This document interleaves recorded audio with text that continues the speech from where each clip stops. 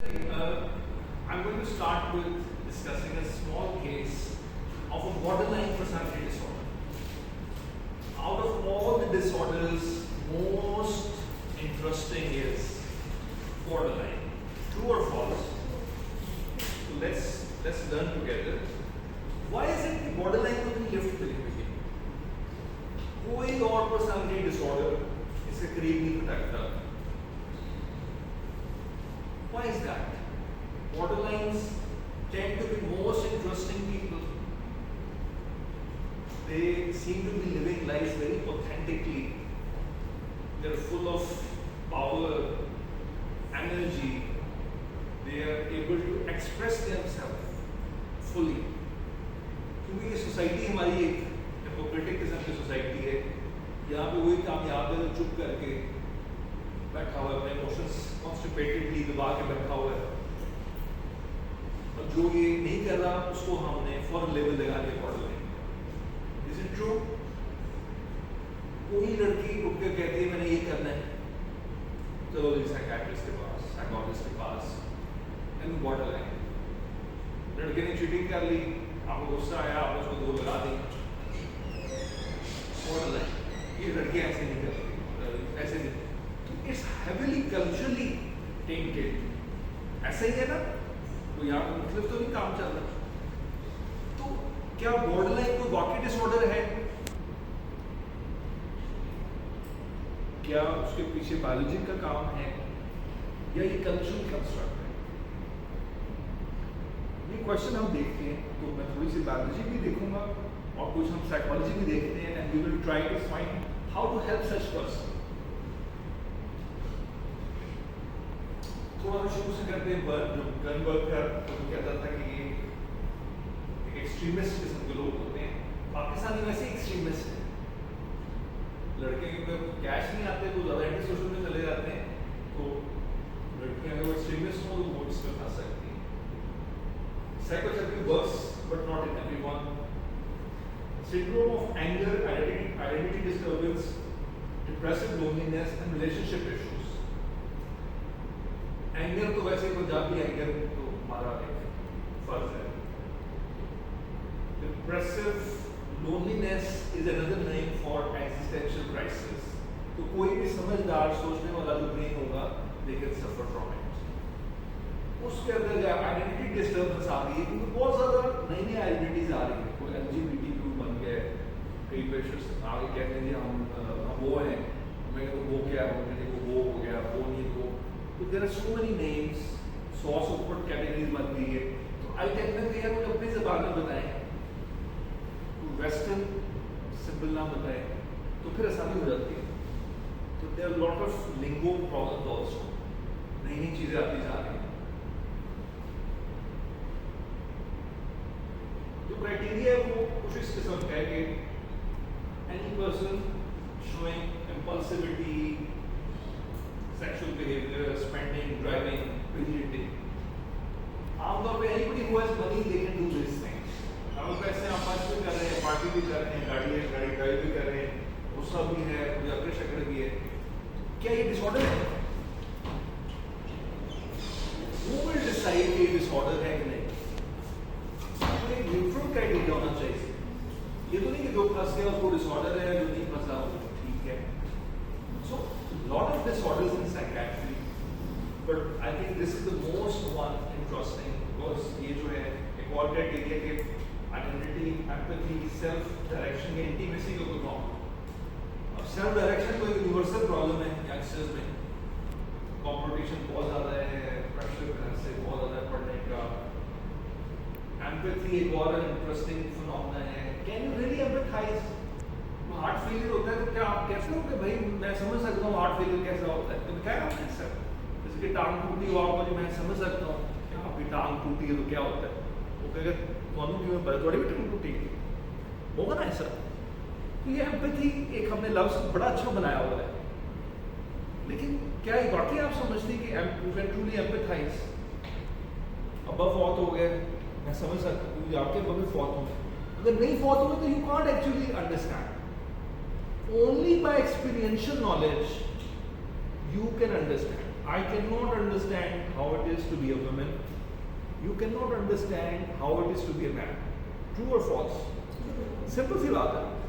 जो बच्चा अभी पैदा हुआ है 2025 में आप स्टूडेंट हैं. आई कैन नॉट अंडरस्टैंड आप कैसे स्टूडेंट हैं.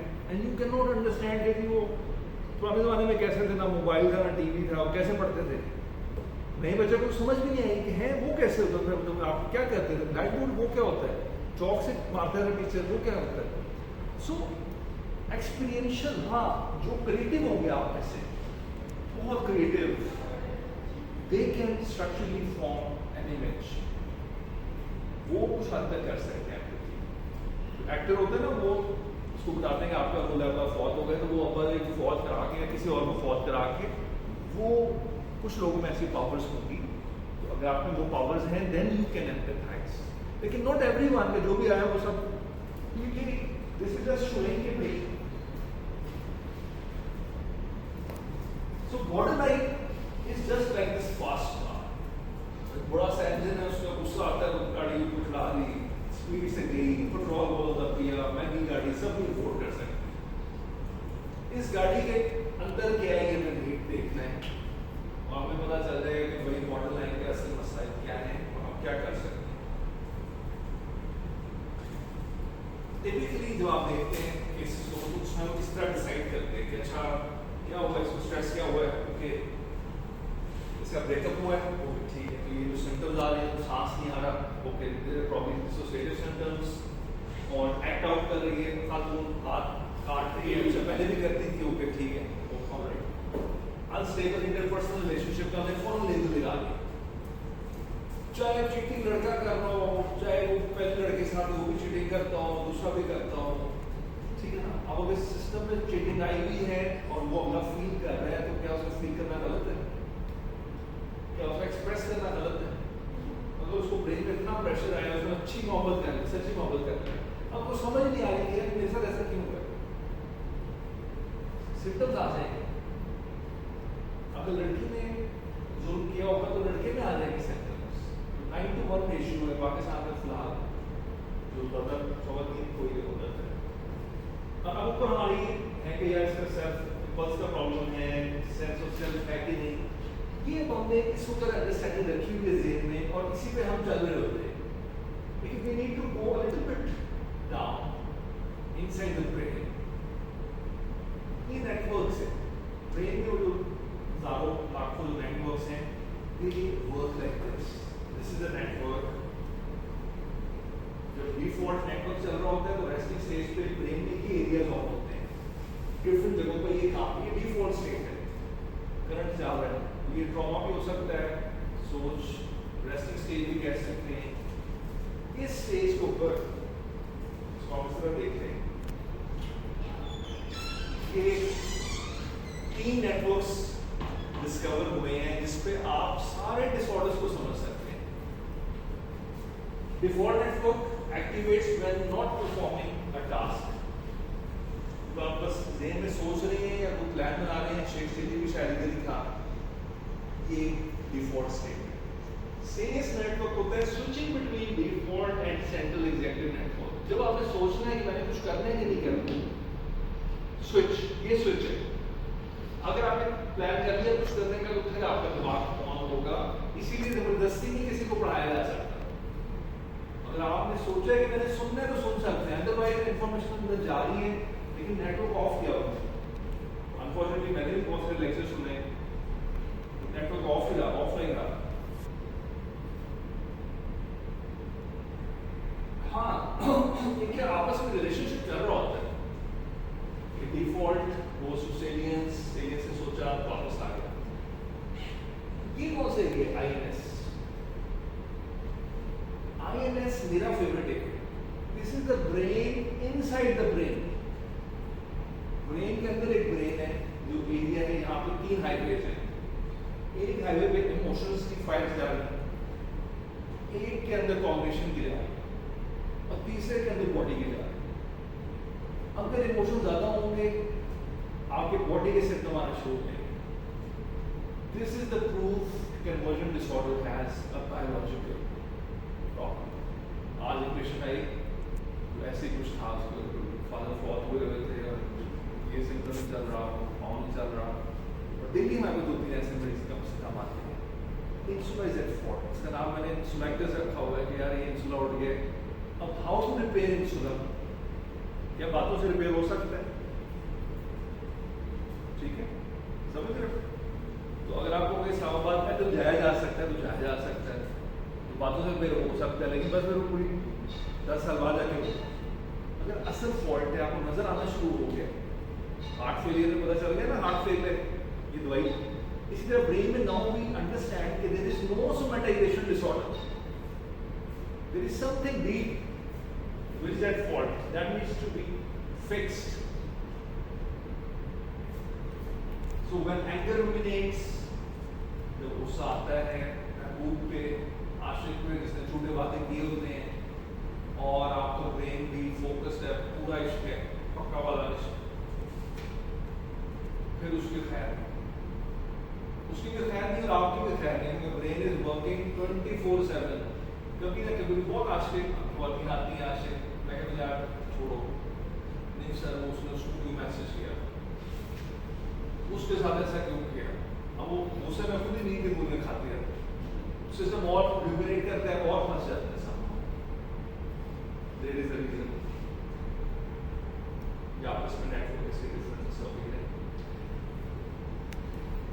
सिम्टम हमें ऐसे नजर आएंगे, जब वो पेशेंट को प्रॉब्लम होगा बॉर्डरलाइन को इंस्टेंट ग्रेटिफिकेशन, केक खाई जा रही है, केक खाया, आइसक्रीम खाया जा रहा है, रेपिटेशन अर्जेस, लड़के हैं तो वो कोई रिपीट करते जा रहे हैं, it could be some sexual urge और एक्शन आल्सो, एंगर आता जा रहा है, ड्रग्स भी यूज कर सकते हैं, आउटफ्लो भी हो सकता है और शॉपिंग स्प्री भी हो सकता है। तो ये सब बिहेवियर्स हैं जो आपको एकदम से नजर आते हैं, ये बंदा ये क्या कर रहा है। तो आजकल के बहुत सारे नौजवानों की आपने कंप्लेंट की रिक्वेस्ट की होगी, तो there is something going on, सब आशिक नहीं है, हमें लगेंगे कि यार सब लोग बेवकूफ से हैं या बिगड़े हुए हैं, लेकिन वो एक एबनॉर्मल स्टेट है। There is no way to tell कौन सा आशिक है, किसमें ब्रेन में प्रॉब्लम आ गया है, वो ब्रेन प्रॉब्लम वाला भी वैसे नजर आएगा। ये चल रही है हमारा, सो इस चीज से लेनी पड़ती है। अगर तशरीह करें हम उर्दू में, तो ज़ब्त नफ्स, बगैर ब्रेक के बोलना, एहसास तबीयत, ये वो टर्म है जो साइकोलॉजिकल आप जब टेस्ट करोगे तो आप ये चीज़ें टेस्ट करोगे कि ये भी खराब है, ये भी खराब है, ये भी खराब। तो खराब होता है वो वैसे भी पता चल जाता है, बंदा जब कमरा में आता है पता चल जाता है कि this person is a high risk patient, उसके आने से पता चल जाता है कि वो केस की कंप्लेंट डेवलप करनी होती है, ऐसा ये इंटरव्यू से पहले पता चल जाता है कि किधर जा रहा है केस, साइकोसिस पे जा रहा है, नेक्रोसिस पे या एंगर पे। अब हमने वो जो बोनट था खोला गाड़ी का, चेक किया कि कौन कौन सा सिस्टम खराब है। सबसे पहले इंपल्सिविटी खराब है, आपका अपनी ब्रेन के ऊपर अगर काबू ही नहीं है तो इट्स अ ब्रेन फेलियर। एक मूवमेंट है मेरे कंट्रोल में नहीं है, एक मूवमेंट हो रही है मेरे कंट्रोल में नहीं है, होता है टिक्स, अभी टिक्स को नजर आ गया मोटर टिक्स है, अगर मुंह से कोई गाली निकल जाती है किसी की, आप टिक मानोगे उसे, क्या करोगे? वो नया चक्कर हो जाएगा ना, जिसको पता होगा उसको तो पता होगा कि नहीं है इसको एपिलेप्टिक था, कोई मोटर टिक्स होते हैं, कभी कुछ और होते हैं, तो बाहर बना तो किसी को कुछ चपेट पड़ी होगी, कोई हैरेसमेंट कोई और 10,000 मसले। Just like a motor issue, behavioral problems can also be representing of the brain. Reward prediction, error dysregulation.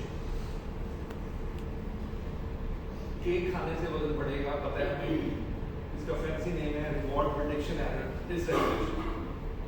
या आपने जो फायदा सोचा था वो नहीं हुआ, लेकिन वो गलत हो गया। A fancy name for hormonal dysfunction. CRF HPA axis opioid, another name for stress. Stress में पूरी बॉडी का मेन सिस्टम को हमने जब डिस्कस करते हैं तो हम एक स्ट्रेस में उसको भगा देते हैं।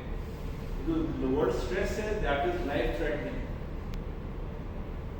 अगर स्ट्रेस हुआ, कॉर्टिसोल बढ़ गया, घर में लड़ाई हो रही, माँ बाप की नींद खत्म हो रही, कॉर्टिसोल बढ़ गया, कॉर्टिसोल बढ़ा, इम्यूनिटी कम होने लग गई, जिसमें इम्यूनिटी कम, इन्फ्लेमेशन ज़्यादा, सारे सिस्टम खराब होना शुरू हो गया। ऐसा जब स्ट्रेस होता है तो बॉडी रिएक्ट करती है, इन्फ्लेमेटरी केमिकल्स बनाती है, साइटोकाइन्स उसको कहते हैं।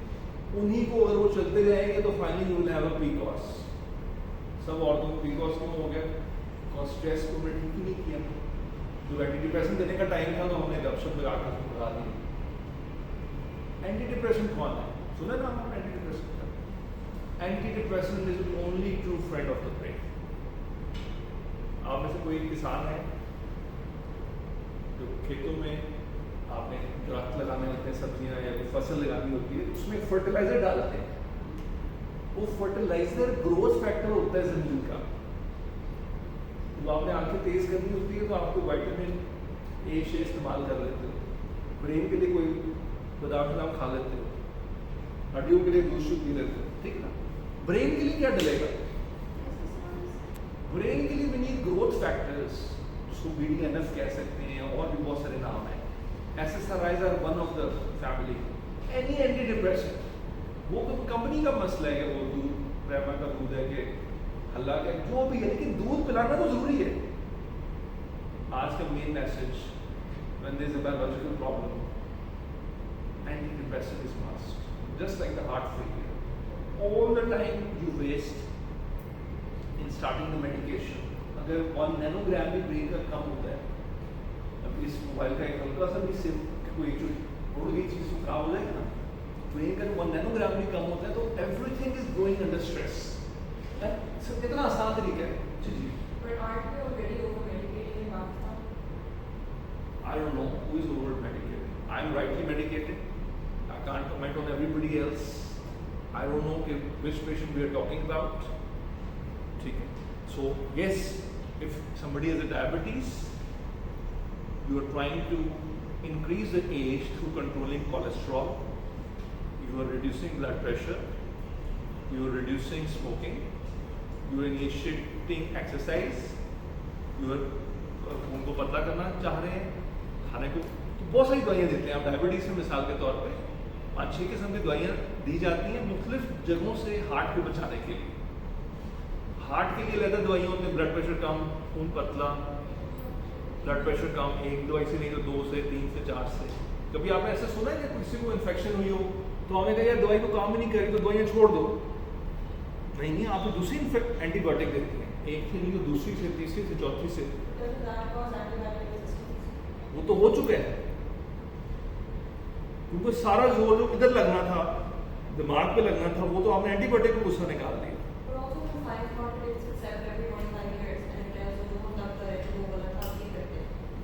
Not all the science. There is a little bit of difference in small ways. For example, you will know that this medicine had this much. जैसे साइकोलॉजी का कोई इफेक्ट नहीं है, ट्रू और फॉल्स।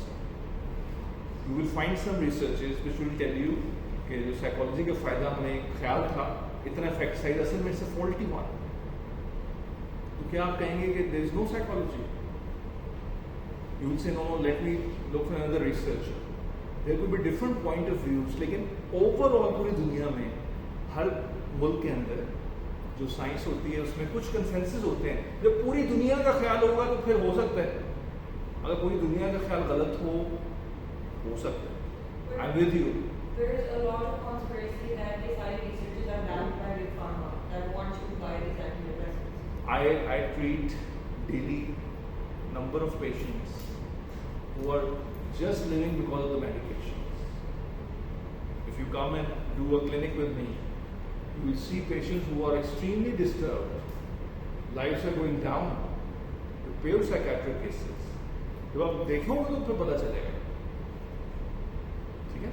So unless हमने पहले क्या बात establish की कि without experience we can't know anything. But if you are skeptic, it's good. I would invite you to go and check the research, check the evidence. लेकिन अगर आपका ये सब एविडेंस ही गलत है तो तभी मैं आपके साथ हूँ कि okay, that's no problem. I have worked with about 6-7 psychiatrists, and all of them over medicated. So work with me. What can I say? I have put my life 20 years. Initially, I was into this because I was trained that there should be ethical medication. I was limited by the guidelines. Guidelines are crap. अगर आपने एक रोटी खानी है लेकिन आपकी ज़रूरत 4 रोटी है, should I stop at एक रोटी? क्योंकि अंग्रेज़ों की रिसर्च में उन्होंने एक रोटी खाई थी, आपके ऊपर तो रिसर्च ही नहीं की हमने, क्योंकि ज़रूरत 4 रोटी होगी तो कितनी देनी पड़ेगी? उनकी तो कोई सास नहीं थी, ना उनके और मसले थे, ना बहनें थी, ना फरान दोस्तें थी। Every brain is different. So जो एंटी डिप्रेसेंट है, this is more like a nutrient. 5-10 सालों में आप देखिए बाहर तो अभी भी कॉमन है, कुत्ता भी डिप्रेस है, प्रोजैक। डॉल्फिन डिप्रेस है, प्रोजैक। एलिफेंट डिप्रेस है, प्रोजैक। हम तो भी बहुत पीछे हैं, हम तो कह रहे हैं नहीं कुछ नहीं है, ड्रामा है। We are heavily inclined towards negative side. दवाई देंगे तो किसका फायदा होगा? Who do you think will benefit from the medication? I think benefit होता है, but I think नुकसान भी होता है। So I will get your point of view. Let's give this information to the patient. Let them decide. लेकिन एक हमारा फर्ज होता है कि to stay unbiased. As a psychologist, most of the psychologists I know, they are well trained. They will always say, discuss with the psychiatrist. And I also know a lot of psychologists who had bad experiences. So just because somebody had a bad experience, that doesn't mean that we should not correct it. We should not improve it. ठीक है ना? So ये major issue है. I'm happy you brought this up. Nobody wants a brain. क्योंकि हमारा ख्याल है पागल होना एक stigmatized चीज है. ठीक है? I have no objection to be called a crazy person. My professor was called the craziest person because he went and said that real diseases are lustosis, gridiosis, angriosis, heterosis, misinformationosis. सब चीजें हैं ना somehow. तो वो I am with you. I was skeptic. इसलिए तो मैंने पहले एंटी साइकियाट्री से शुरू किया कि मैं खुद चेक करूंगा, सारी एविडेंस चेक करूंगा। मॉलिक्यूलर साइकियाट्री की जो भाई मैं खुद पढ़ के मैं देखूंगा कि वाकई ये है कि नहीं। अब जो पता चल रहा है कि यार हेलुसिनेशन में इतना घपला है। I see a borderline every other day who is having hallucination. इसका मतलब ये तो नहीं कि एंटी साइकोटिक की तोप लगा देनी मैंने। कल एक पेशेंट आई जो कहते हैं शिपकी नजर आती है, वो नहीं है वहाँ पे। I think borderline case है। I'm not going to treat you with antipsychotics. I will give you antidepressants. Technique में थोड़ा फर्क आता है। एक बड़ा मजे का पॉइंट है, आप इंटरेस्ट ले रहे हैं। Bipolar disorder for number of years एक सोच थी कि बाइपोलर में जब डिप्रेशन हो तो एंटी डिप्रेशन ना दे, खुद ही ठीक हो जाएगा 3 दिनों में। But that is a wrong approach.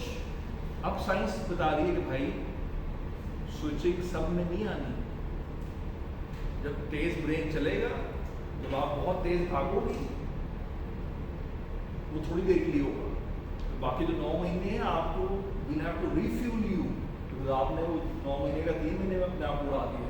तो ब्रेन को मजबूत करना है। एंटी डिप्रेसेंट दो का तो फायदा।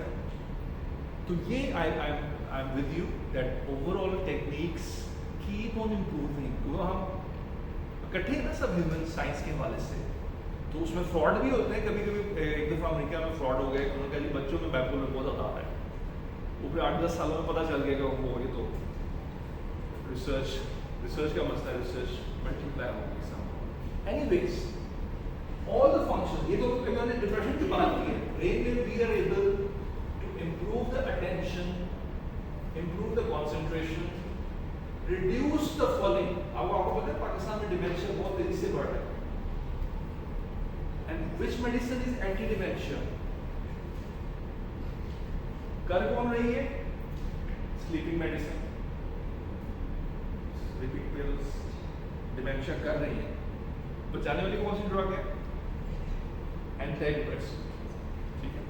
सो the sooner we do it the better we can be. Okay, we just coming to the end. या फिर सेकंड लास्ट है।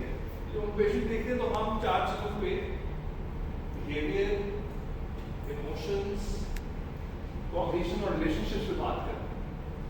My conclusion for today would be that always keep the brain in your mind. Master organ is brain.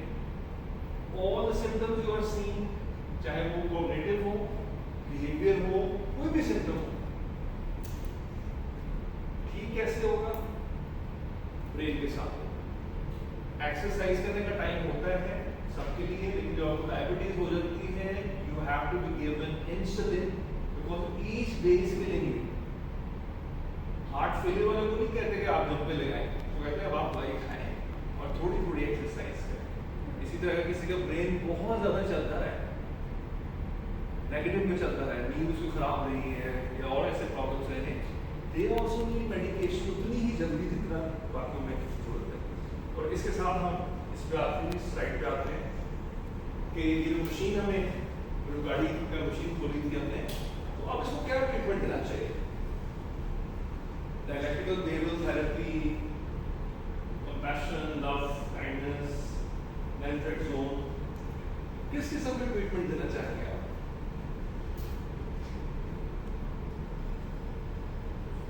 या no treatment? So probably a combination, सबको love और compassion दें, kindness के दें, listen to them, because some people are very skeptic and paranoid. मेरे बहुत सारे patient ऐसे भी यही है जो 7 सालों से उसको बहुत स्ट्रॉन्ग ऑब्सेशन है, दवाई नहीं खा रही, अब जाके दवाई शुरू की है तो बेहतर हो गई। 7 सालों तक उसको खा नहीं, पहले आपने खाई, आपको कैसे पता है? नहीं पता, लेकिन बहुत सारे पेशेंट नहीं है, कुछ होना चाहिए, 7वें साल उसने खाई तो बेहतर हो गया।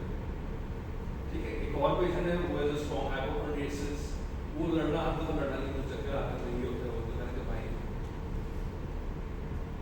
You have certain issue, medicine has to be taken, कुछ वो अब गूगल पढ़ के ये हो गया ये नहीं है आपका मसला, लंदन पहुंच गई, वहाँ जाके चेक किया, मुझे व्हाट्स है, मुझे खड़े होकर चक्कर आते हैं, आपको नहीं पता ये बीमारी है, ये चीज़ें, मैं कहूँ डॉक्टर को नहीं पता आपको कौन सी बीमारी है, लेकिन this is the problem we fix on daily basis.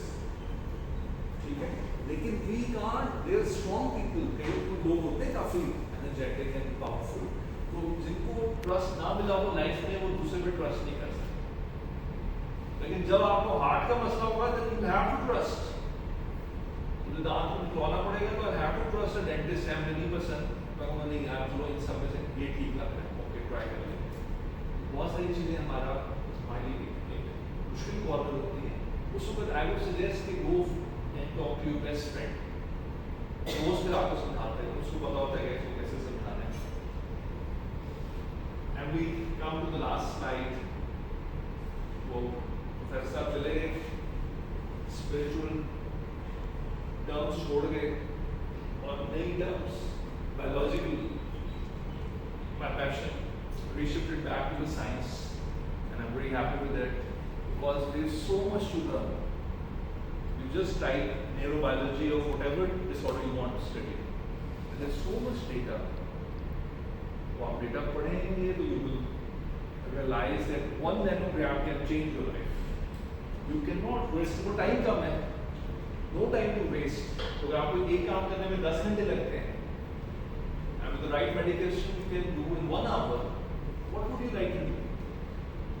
और हमारा हर फैसला हर वक्त ऐसे चल रहा होता है, energy drinks no problem, diet हमारा बहुत ही फुल किस्म का no problem, education system question mark है, लेकिन बाहर आके सब कुछ करते हैं। वरना तो सबसे खतरनाक शादी है, शादी के कितने साइड इफेक्ट्स हैं, वो अगर आप कितने एविडेंस बेस पे चल रही हो तो फिर तो आप शादी से दूर रहो कि नहीं यार इसमें बहुत मसाइल होते हैं, ट्राई सिस्टम सबसे बड़ी कॉम्प्लिकेशन। लेकिन बाहर life has to be lived, my suggestion is live fully the way you want to live.